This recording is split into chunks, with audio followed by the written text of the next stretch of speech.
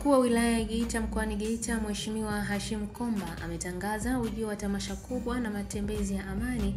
kwa ajili ya kumpongeza na kumshukuru Rais Dr. Samia Suluhu Hassan kwa kufanikisha ndoto ya wananchi wa manispaa ya Geita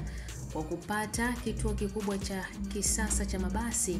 kituo ambacho mkataba wake umesainiwa leo chini ya mradi wa TACTIC.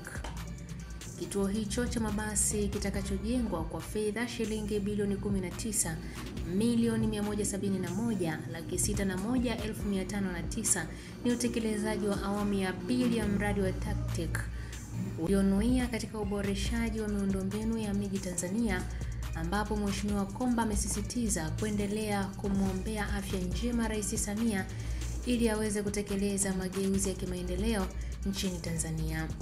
Akizungumzia matembezi hayo, Mheshimiwa Komba amesema lengo lake litakuwa ni kumtambulisha kwa wananchi mkandarasi atakayetekeleza mradi wa ujenzi wa kituo hicho cha mabasi pamoja na barabara za kuingia na kutoka katika kituo hicho, sambamba na kuwaonesha wananchi wa Geita muonekano wa huduma zitakazopatikana wakati kituo hicho cha mabasi kitakapokuwa kimekamilika.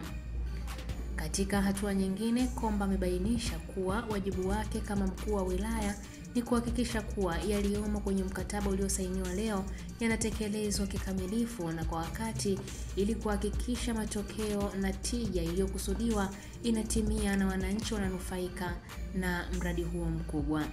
Amewashukuru pia mkuu wa mkoa wa Geita pamoja na baraza la madiwani la Geita Manispaa kwa ushirikiano wao mkubwa katika hatua za awali za utekelezaji wa mradi wa TACTIC,